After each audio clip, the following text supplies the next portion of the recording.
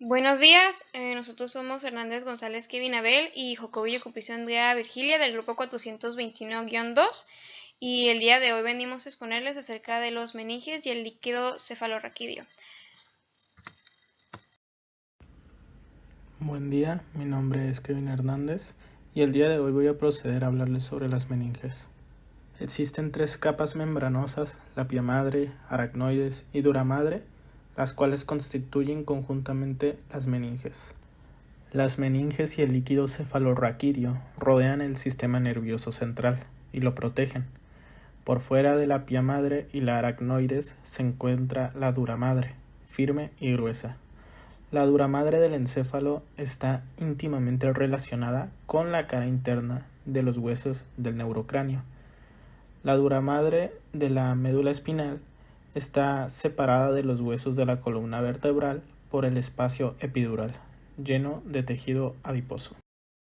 Procederemos a hablar primeramente de la dura madre craneal. La dura madre craneal es una membrana bilaminar densa y gruesa. Se denomina también parquimeninge. Está adherida a la tabla interna de la calvaria.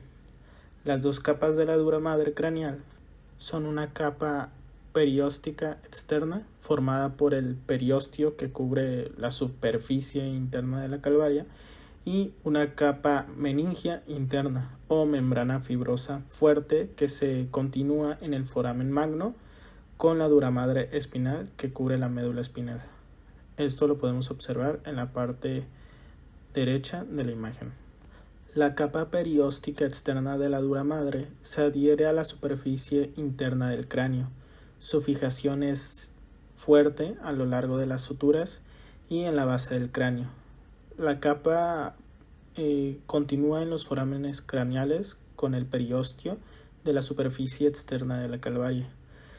Esta capa externa no continúa con la dura madre de la médula espinal, que hablaremos más adelante, ya que la dura madre de la médula espinal consta solo de la capa meningia.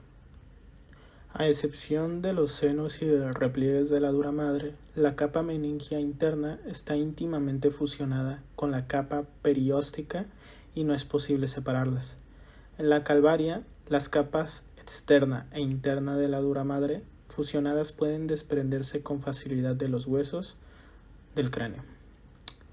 En la base del cráneo, las dos capas durales están firmemente unidas y resulta difícil separarlas de los huesos.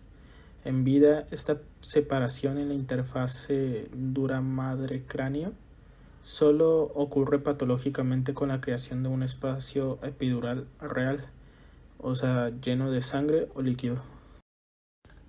La capa meningia interna de la dura madre es una capa de soporte que se refleja separándose de la capa perióstica externa para formar repliegues de la dura madre. Como hemos mencionado antes, la dura madre craneal está conformada por dos capas. Los repliegues de la dura madre dividen la cavidad craneal en compartimentos al formar separaciones parciales o tabiques de la dura madre entre ciertas partes del encéfalo y proporcionan soporte a otras partes. Los repliegues de la dura madre son la hoz del cerebro, es el mayor repliegue de la dura madre. Está situada en la fisura longitudinal del cerebro que separa ambos hemisferios, que es el derecho y el izquierdo. Esta hoz del cerebro se adhiere anteriormente en el plano medial a la superficie interna de la calvaria, desde la cresta frontal del hueso frontal y la cresta gali del etmoides, posteriormente hasta la protuberancia occipital interna. La hoz del cerebro termina posteriormente continuándose con el tentorio del cerebelo, el cual es el segundo mayor repliegue de la dura madre. Es un amplio tabique de forma semilunar que separa los lóbulos occipitales de los hemisferios cerebrales del cerebelo. El tentorio del cerebelo se une anteriormente a los procesos clinoides del esfenoides y anterolateralmente a la porción petrosa del temporal. Por último, posterolateralmente a la cara interna del hueso occipital y a una parte del hueso parietal. La hoz del cerebelo es un repliegue vertical de la dura madre que se sitúa inferior al tentorio del cerebelo en la parte posterior de la fosa craneal posterior, como lo podemos observar en la imagen, donde se muestra que está unida a la cresta occipital interna y separa parcialmente los hemisferios del cerebelo. Por último, el diafragma de la silla, el menor de los repliegues de la dura madre, es una lámina circular de dura madre que está suspendida entre los procesos clinoides, formando un techo incompleto sobre la fosa hipofisiaria en el esfenoides.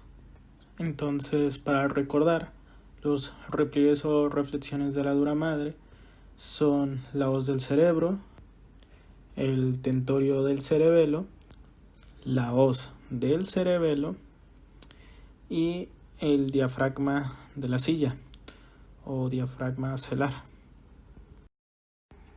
Ahora vamos a pasar a una sección que puede ser de las más largas de este tema, que son los senos venosos de la dura madre. Los senos venosos de la dura madre son espacios revestidos de endotelio situados entre las capas perióstica y meningia de la dura madre, de las cuales ya hemos hablado. Se forman allí donde se adhieren los tabiques de la dura madre a lo largo del borde libre de la hoz del cerebro y en relación con ciertas formaciones de la base del cráneo. Las grandes venas de la superficie del encéfalo drenan en estos senos y la mayor parte de la sangre del encéfalo drena a través de ellos en las venas yugulares internas. Entonces vamos a proceder a hablar de los senos. He procurado colocar dos imágenes, una en un corte sagital y otro en una transversal, para que se puedan distinguir de la mejor forma posible. El seno sagital inferior es mucho más pequeño que el seno sagital superior. Discurre por el borde libre cóncavo inferior de la hoz del cerebro y finaliza en el seno recto. El seno recto está formado por la unión del seno sagital inferior con la vena cerebral magna. Discurre inferoposteriormente a lo largo de la línea de la unión de la hoz del cerebro con el tentorio del cerebelo, donde se une a la confluencia de los senos. Los senos transversos discurren lateralmente desde la confluencia de los senos y forman un surco en cada hueso occipital y los ángulos posteroinferiores de los huesos parietales.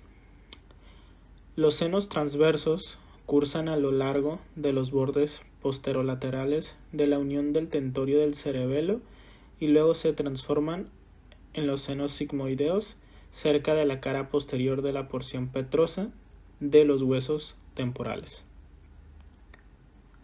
Los senos sigmoideos siguen un recorrido en forma de S en la fosa craneal posterior, formando profundos surcos en los huesos temporales y occipital. Cada seno sigmoideo gira anteriormente y luego continúa inferiormente como vena yugular interna después de atravesar el foramen yugular. El seno occipital se sitúa en el borde de adhesión de la hoz del cerebelo y finaliza superiormente en la confluencia de los senos. El seno occipital comunica inferiormente con el plexo venoso vertebral interno. El seno cavernoso se compone de un plexo venoso de venas con paredes extremadamente delgadas, que se extiende desde la fisura orbitaria superior, anteriormente, hasta el vértice de la porción petrosa del hueso temporal, posteriormente. Recibe sangre de las venas oftálmicas superior e inferior, la vena cerebral media superficial y el seno esfenoparietal. Los conductos venosos de los senos cavernosos comunican entre sí a través de los senos intercavernosos.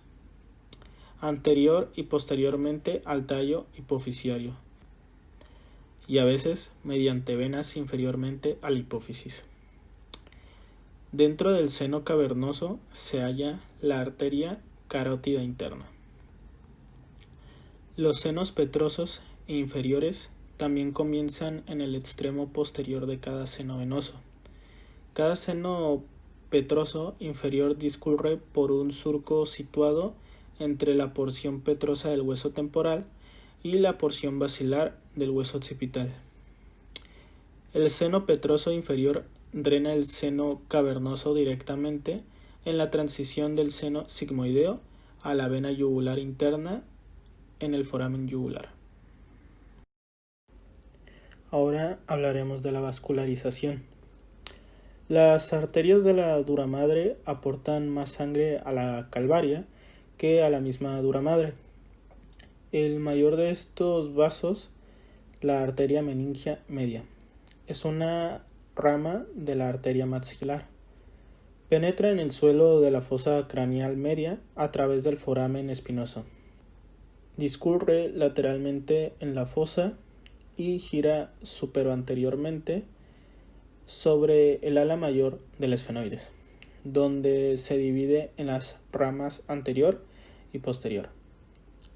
La rama frontal de la arteria meningia media discurre superiormente al pterión y luego se incurva posteriormente para ascender hacia el vértice del cráneo.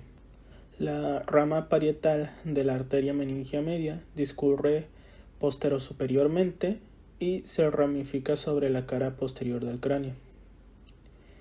Pequeñas áreas de la dura madre reciben irrigación de otras arterias, ramas meningias de las arterias oftálmicas, ramas de las arterias occipitales y pequeñas ramas de las arterias vertebrales.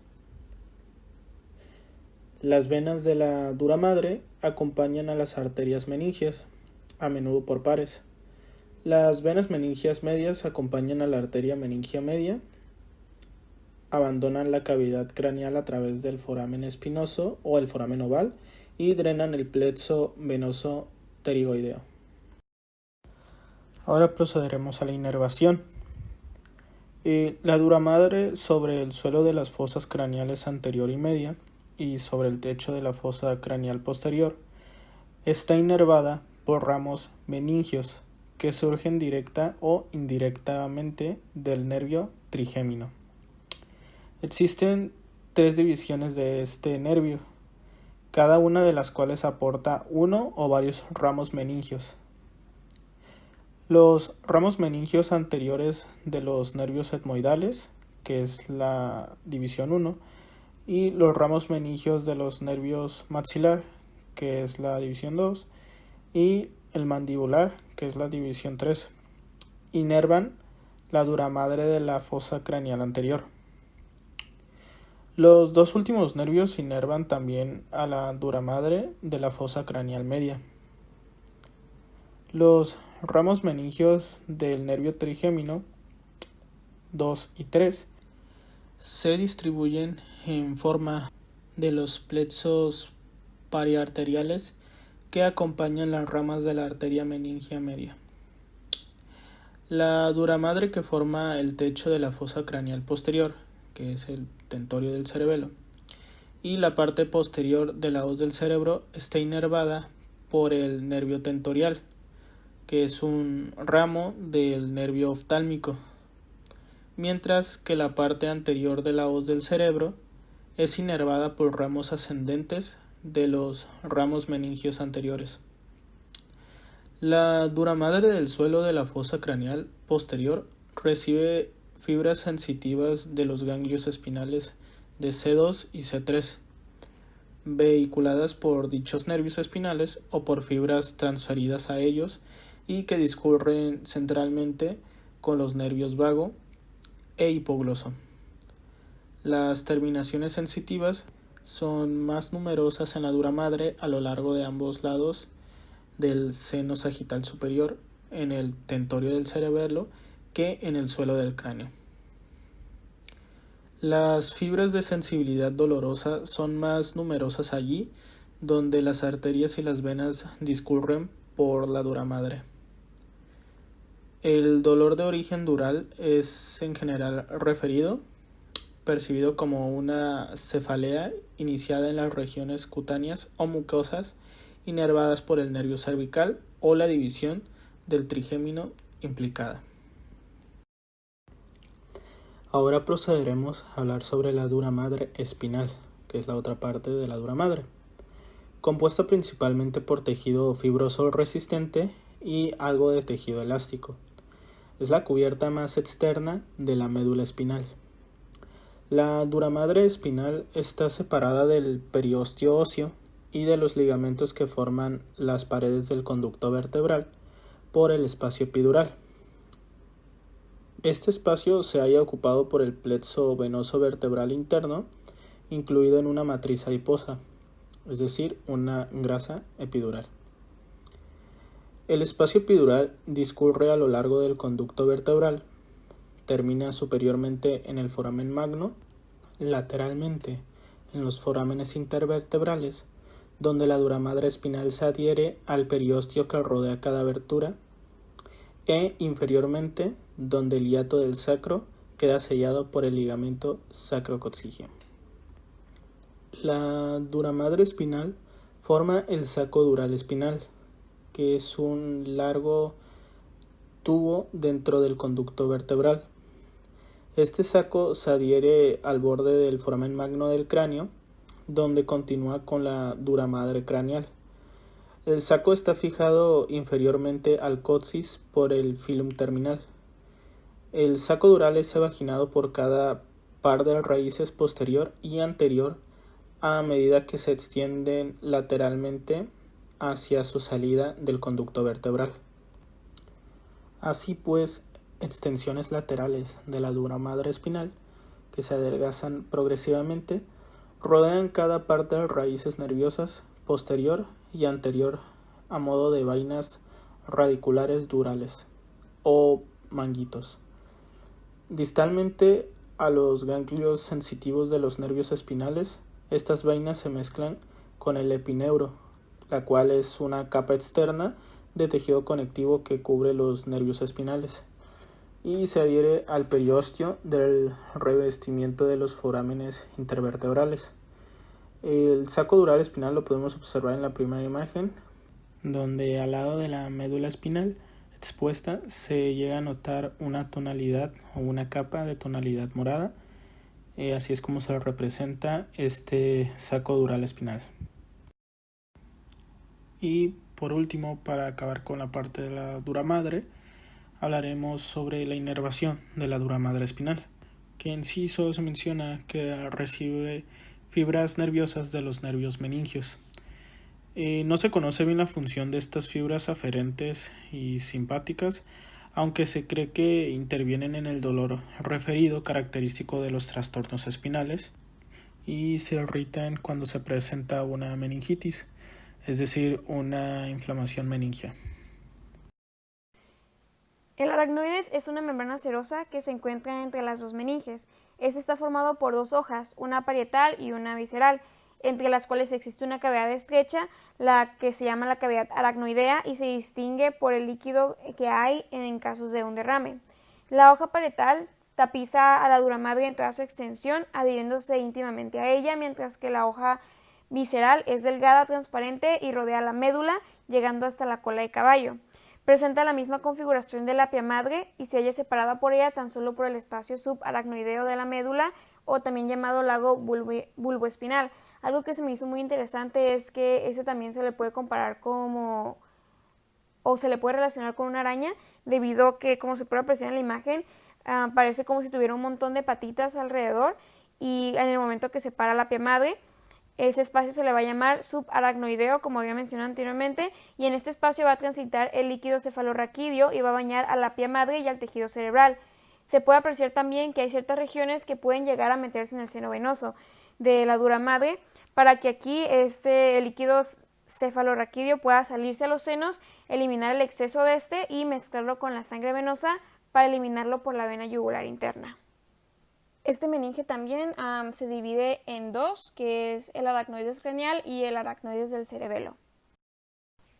Ok, el aracnoides craneal en su hoja parietal se aplica en la cara interna de la dura madre y sus prolongaciones también, tal como la hoz del cerebelo y la tienda del cerebro.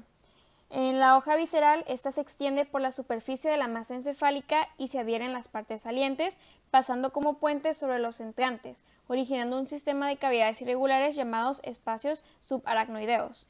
La porción de espacios subaracnoideos entre el aracnoides misma y la cara del superior del cuerpo calloso recibe el nombre de lago calloso superior.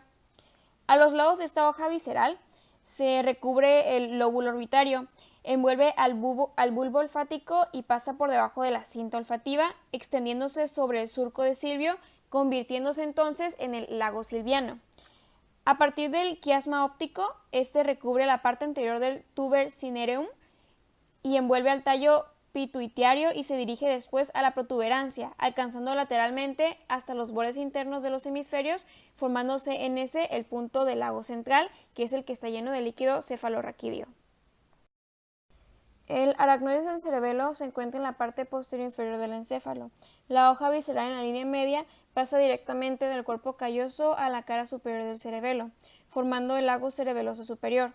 Por debajo de esta porción existe el espacio o lago cerebeloso inferior, que también puede ser llamado cisterna magna, y es en él donde se hace la comunicación del líquido cefalorraquídeo intraventricular con el de los espacios subaracnoideos, por medio de los agujeros de Magendie y de Luschka, que ya nos había mencionado anteriormente el profesor, y que perforan el techo del cuarto ventrículo. Ahora llegamos a una de las capas más internas de las meninges, que es la pia madre. Esta es una membrana aún más delgada que el aracnoides y es ricamente vascularizada por una red de finos vasos sanguíneos. Esta resulta ser difícil de ver, de hecho, como pueden apreciar en la imagen, pero otorga un aspecto brillante a la superficie del encéfalo, adhiriéndose a ella y siguiendo todos sus contornos. Esta tiene la función de proteger al sistema nervioso central y se encuentra cerca de todas las estructuras nerviosas, tapizando las circunvoluciones del cerebro e insinuándose hasta el fondo de los surcos y las fisuras. También se divide en dos, que es la pia madre raquídea y la pia madre craneana. La pia madre raquídea. Esta, como se puede apreciar en la primera imagen, se forma alrededor del bulbo y de la médula en una vaina que se adhiere a la sustancia nerviosa. Internamente está en relación con la médula mediante bridas de tejido conjuntivo que se desprenden de ella y se introducen en los surcos, tanto medio anterior, donde penetra hasta el fondo, como en el surco medio posterior, que también tapiza. Y externamente se relaciona con los espacios subaracnoideos que habíamos mencionado anteriormente. Esta presenta dos caras, que es la anterior, y se relaciona con las raíces anteriores de los nervios raquídeos y con sus vasos, y la posterior, que está en relación con las raíces posteriores, así como con sus vasos, y en la región cervical con los filetes radiculares del nervio espinal. También presenta dos bordes, que es uno el borde interno, y se confunde a veces con la pia madre al nivel de la parte media del cordón lateral. Y el borde externo, este es un poquito más grueso y presenta arcadas de concavidad externa, separadas por prolongaciones en forma de dientes más o menos. Estas arcadas están situadas enfrente de los agujeros de la dura madre, por donde salen los nervios. Ahora proseguiremos con la pia madre craneana. Esta cubre todos los diversos segmentos del encéfalo y es más delgada que la raquídea y mucho más vascularizada. Por su cara interna se adapta a todos los accidentes que se encuentran en la superficie del encéfalo, tapizando las circunvoluciones y penetrando en los surcos. En el cerebelo envía una doble hoja a los surcos de primer orden y en los secundarios solo se encuentra una sola hoja. Su cara externa se relaciona con una hoja visceral del aracnoides y con el líquido cefalorraquídeo de los espacios subaracnoideos. Por la parte posterior e inferior del istmo se introduce entre el cerebelo y el bulbo, formando una tela coroidea inferior y los plexos coroideos del cuarto ventrículo. Se introduce también por debajo del rodete del cuerpo calloso y el trígono para formar la tela coroidea superior y los plexos coroideos de los ventrículos laterales. Ok, ya para terminar procederemos con el famoso líquido cefalorraquídeo que hemos estado mencionando mucho ya anteriormente.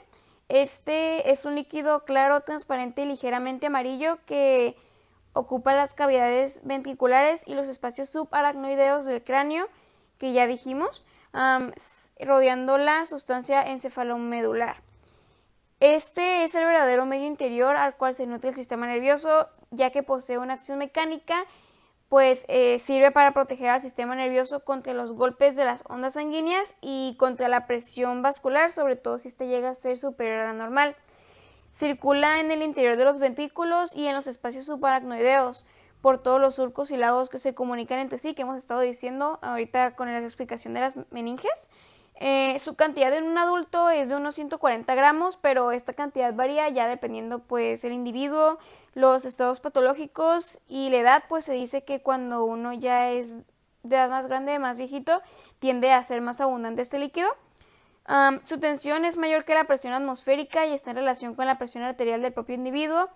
Cabe mencionar que también este líquido es alcalino y que en su composición entran el agua, el cloruro de sodio, la albumina, el fosfato de cal y el carbonato de sodio, entre otros.